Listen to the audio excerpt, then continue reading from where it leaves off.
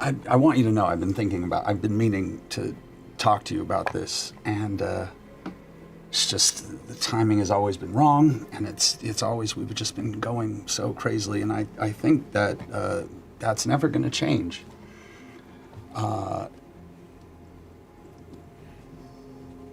Nothing beyond, do you want some company tonight? Oh. Just nothing. Just, I don't know. If I may. Yeah. I would love some company, but can we just hold on to each other? Oh, everything hurts. That's honestly what I was really, I don't. Yeah, I don't. I'm really bad at this. I don't really, I'm really bad at this. I'm sure you've noticed. Bad at what? I don't really know what you're getting at. Getting at things. Oh. It makes me nervous. Yes, that's exactly what I was hoping you'd say. I think I just want a long hug. And then fall asleep. Yeah, I think I want to fall asleep with someone and then wake up with them. Sounds really nice. Okay, I'll try to stay. If you don't, but I that's might cool. get a little skittish. I may wake up earlier than you. I don't know. I don't. That's very likely. I don't know why this is making me weird. Let's just go to sleep. Hey, yeah. Yeah, okay. What's the layout? I haven't been here before. What's the layout of this? What's the layout of this building, Mike? It's a single 10 by 10 room.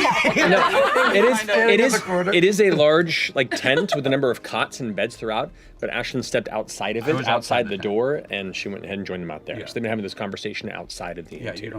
Truly in private. Yeah. Okay.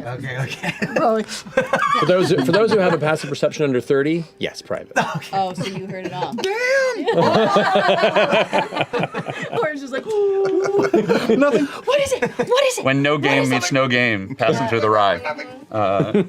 Yeah. Ashton's between a rock and a hard place.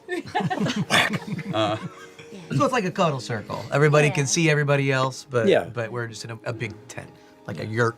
Yeah. Okay. So yeah. I kind of I want someone to hold me, and I want to hold on to somebody. I can't even remember the last time. Yeah. Yeah. Sounds great. He kind of reaches into his cloak and pulls forth this wicked-looking black iron mirror, this hand mirror with a handle on each side. And he just kind of pulls it from the shadow and holds it out towards you. And you look in the reflection and you see yourself looking back. I'm gonna look away,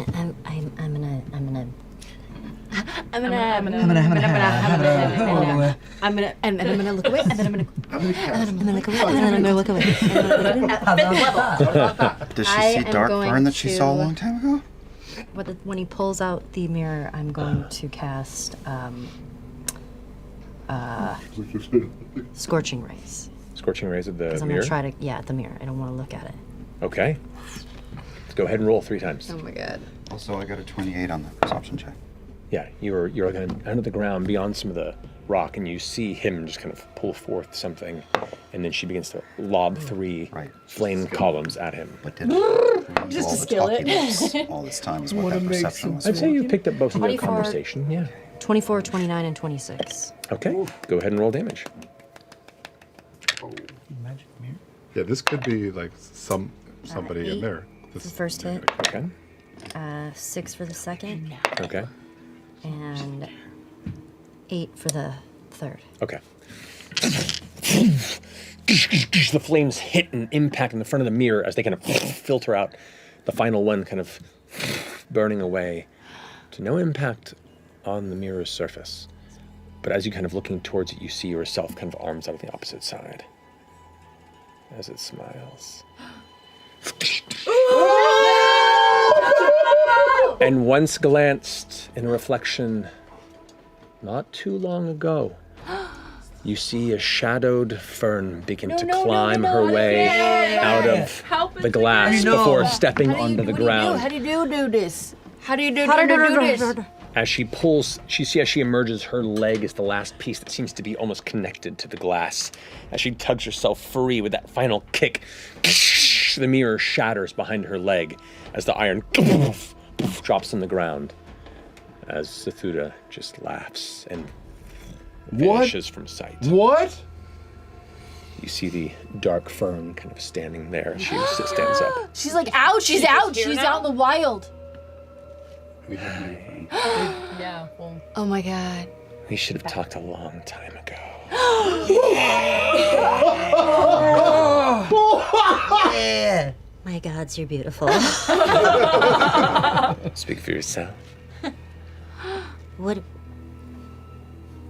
do you want?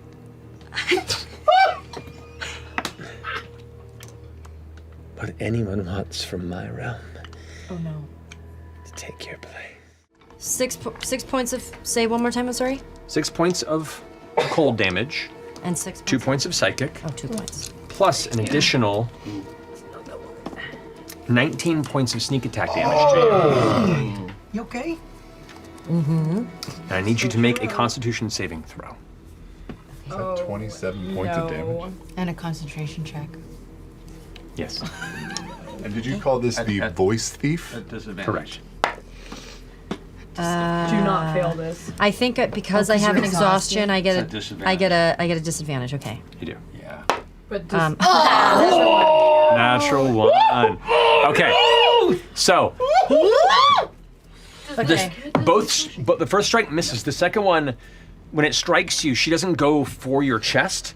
Her grasp goes around your neck and carves across the front of your throat. The cold feeling, there's no blood, there's no scar. You see a splash of dark, but there's no blood. And then as you go to try and your voice is gone. You cannot cast any spells with verbal components at the moment. You can't cast any spells? With verbal components. which is all of them. It's happening already! 22 to hit. You have my +6, right? Oh, it's a +6? This time. Because I right. had it was I have a 24 right now. It was +7. All right. Yeah, +7. It was +7. Second attack is going to be Wow. 20 to hit. So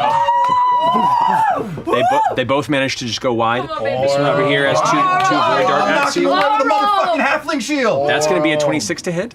That hits. All right. Roll low. Do you have a reaction? It's verbal. Roll low. I know. So- I already looked. This is going to be 6 points of psychic damage. How you turned away some? How many? 6 points. I am down.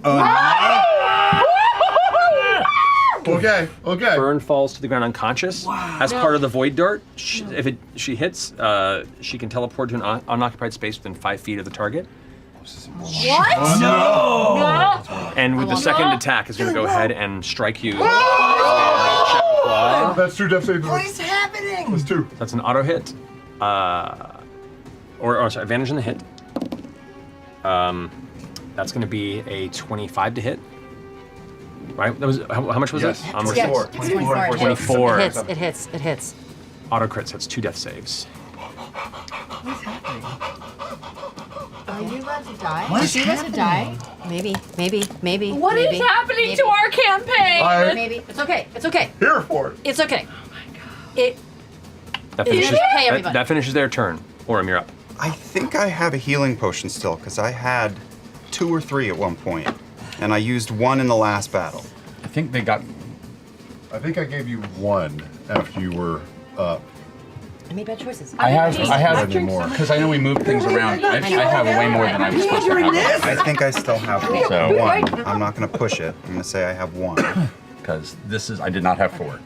I am going to start pouring it into Fearne's mouth. That's an action, right? It's an action to administer it to an unconscious figure. I do that, and then I step over her and hold up my shield and give her an additional 2 to her AC. All right, so how much does she heal?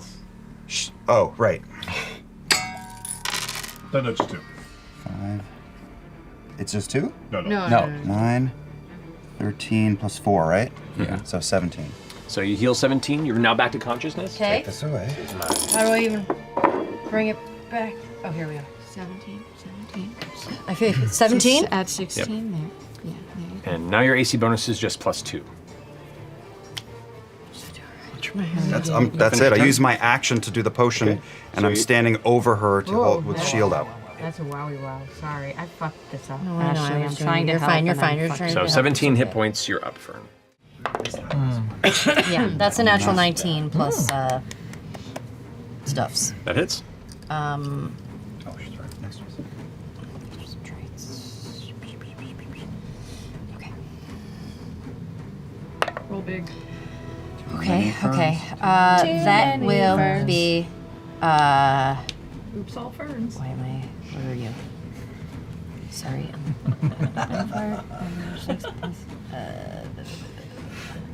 Wait a minute. He's got a gun now. Excuse me. Yeah.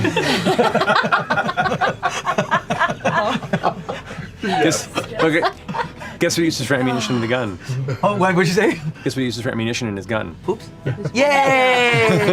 It's like one of those big, like, Poop gun? like pop guns, like yeah.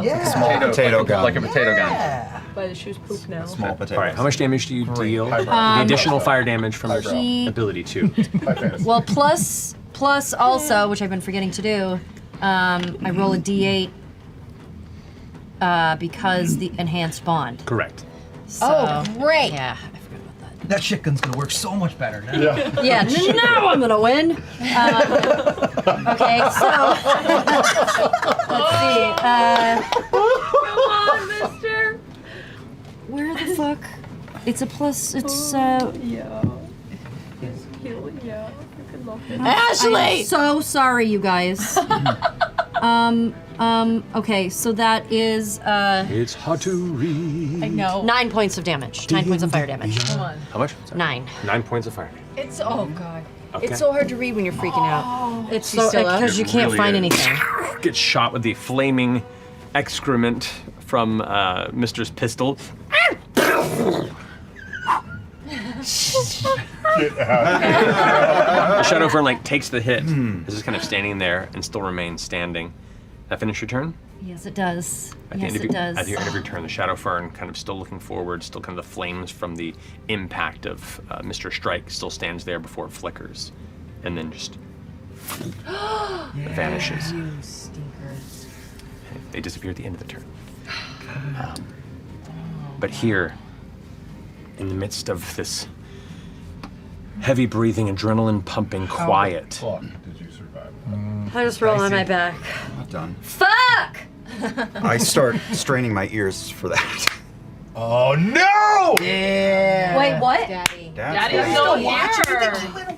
and you glance Go home up for picnic. as the edge of this rock surface seems to shift, and you notice the chameleon color change of the massive fey dragon form of Gloamglut that was just perched across, that had changed the color of its body and wings to blend in with the surroundings, now stands up and kind of looks down at the two of you as you see Sorrow Lord Atheon Zathuda on its mount just clapping. We are still challenged to gather all of our resources as the numerous magical bindings that were undone in the wake of the solstice have let loose a countless number of dark magics and long-forgotten evils that have been wantonly tearing through each and every countryside.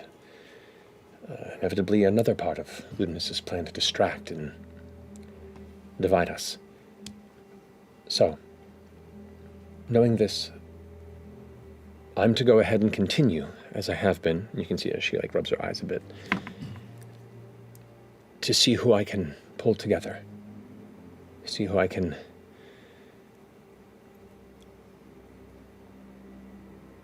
trust to come at our aid at this time. See who I can convince to come out of retirement. See who I can convince to maybe step in for one final hurrah. You have my bow. On my ass. Wrong movie. Wrong. One does not suit In an odd way, I think the two of you are the safest of his wrath right now. The rest of you less safe, so. With all due respect, fuck you guys. It's incredible to me that you would send, to use your words, a group of fuck-ups and send us to the moon, no backup. We see things that none of you have ever seen. Encountered the Five Minds, seen Predathos, blue glass, species that have never been seen on Exandria. And then we're gonna go after Ludinus to some city named Aor by ourselves. And it's stop him, good luck, but don't risk too much. I'll say this much. Whoever you're talking to, whoever the decision makers are, that should come through us. We've paid in blood and bone and metal. And we have more answers than it seems you do down here. You should check in with all of us. We're the keepers of knowledge, not you. It's not the other way around.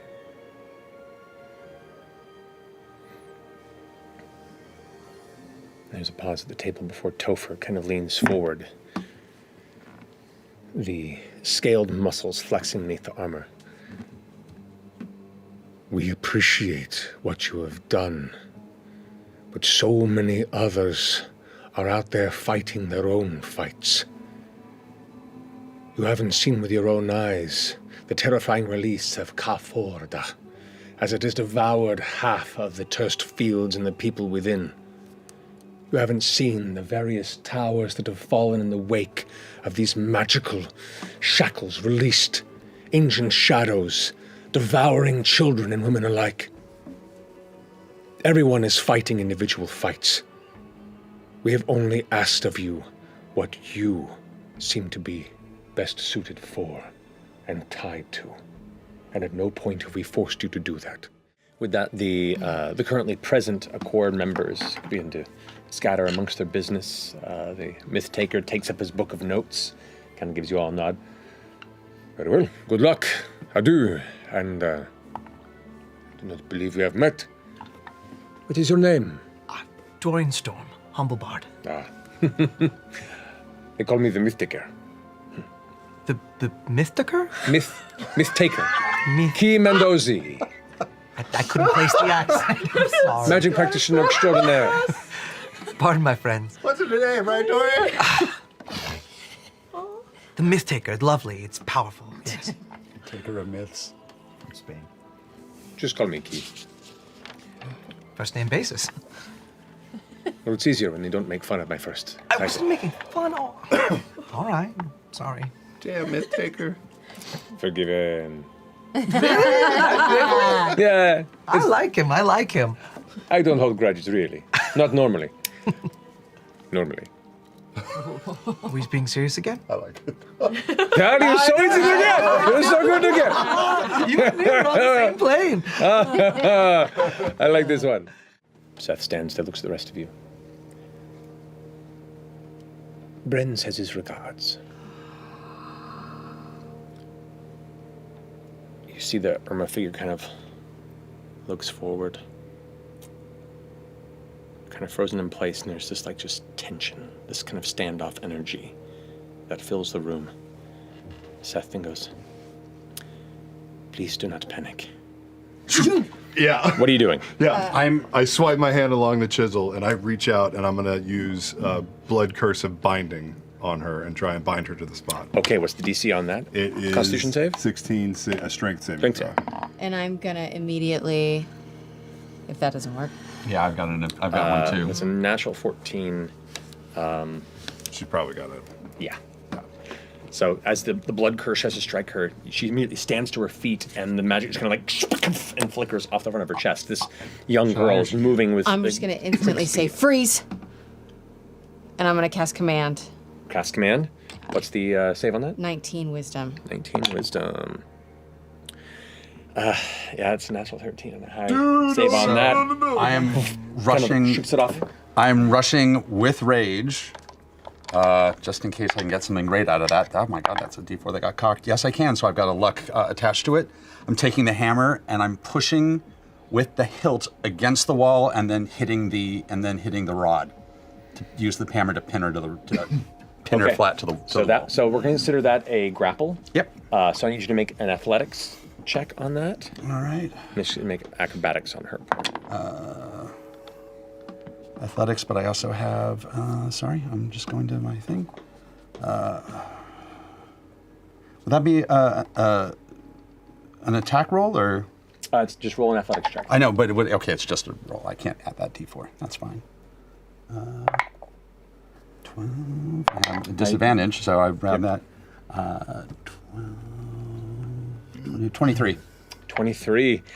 You go ahead and pin her up against the wall and click it in. As you do, she whispers under her breath and moves her hand and... I was hoping that, the arms, not the hands. Shit. Is going to begin casting a spell. Counterspell. This is what I wanted to hold. Okay. I've been waiting. All right. I need you to go ahead and make a D20 roll with your charisma modifier. It is a 7th level spell. Woof. Okay. It does. If I cast it higher, I still have to make a roll for it, right? Do I get to add? You still have to roll, unless it's the same level of the spell being cast. You have to roll. Okay. My charisma modifier, which is good. Come on, baby. No, it is. Okay. My brain for a second. Yep. 21. 21, that's enough to do it. As she begins to make her hand maneuver in a similar way as Seth did in the spell that brought you here to Zadash, you begin to see a familiar kind of teleportation ritual beginning marked from her hand, like she's about to just get out of here, and you manage to throw your own magical weave into the center of her casting, and the sigil that her hands make just gets tangled and dissipates. You see a bit of frustration, and she's already beginning to put another spell in her breath. I'm also... Yep. Just real quick, Yeah. I'm gonna tilt my head as my eyes go a little black. Unsettling presence. She has disadvantage on whatever next thing. That's great. Nice. Go do it. Go D. Go. Go deep. She hasn't had a chance to react yet. Okay. Yeah, I have nothing on me, but I just shuffle around in my pockets and pull out a handful of what looks like dust. Just go, and it's ruby dust, and I am gonna cast 7th level evocation force cage. Put your clothes back on! Sweet. Yeah. And it is the first time I've ever done this. What is It is she just done? a full panic. Yeah. So she's... Force cage? Yeah, it's an attempt. She is going to attempt to counterspell your force cage. Oh! Wizard battle! Let's go.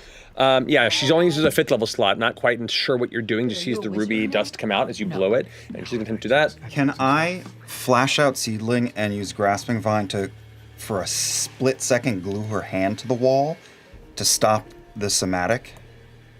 Unfortunately, it happens so fast. Like the reaction of a counterspell is like it's that fast. But you can possibly do that to prevent some somatic components if you manage to get both hands locked in. But no, good looking out. That's gonna be an 18 total. Fuck. Oh. So, but Yeah, it worked. good looking out. Force cage dissipates at that point. It's just all this like small room, fucking like this is yeah. It's like magic, like full on like Wizard Wing Chun over here. Just like all right. So finishing that maneuver. Are you gonna go now? You want Kids? If I can, yeah. Yeah. If, I don't have Counterspell, but I can, for like 3 seconds, glue her hand to the wall with Seedling's Grasping Vine. Okay, and that's a dexterity saving throw? Yeah. Probably. That is... yes, dex save. She has disadvantage. Go. No. What did you cast back? I'm sorry, when we were in our wizard fight? Counterspell. Counterspell. Okay. Yeah. So with disadvantage, you said, right? No, that's going to bring it down to an 8. So I grab her hand and yank it to Ashton's hammer and just glue it there for a few seconds, I guess. I'm going to try and grab the other hand while this is happening and just grab it. Okay. Well, you've done one maneuver. We're getting out to you. Go ahead. Yeah. Okay. I am going to cast telekinesis and try to hold her body restrained. Okay. All right. Nice. So for that, it's going to be a contested strength check against your spellcasting ability, right? Yes. So go ahead and roll and add your charisma. Okay.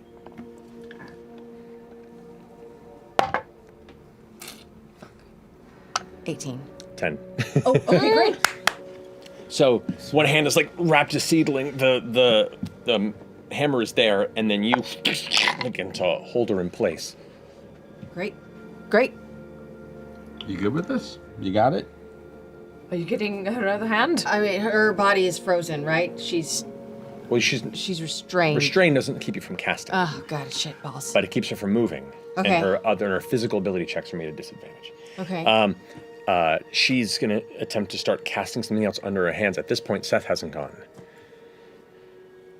Seth kind of gives a deep sigh and brings hands forward, grabs a small bead of energy, pulls it across, and then releases with a hand grasp a blast of energy that emerges. The first thing that happens is your hammer just falls to the ground. What? Your telekinesis fades. What? All magical items in your presence all just falls to the ground as an anti-magic field fills the chamber.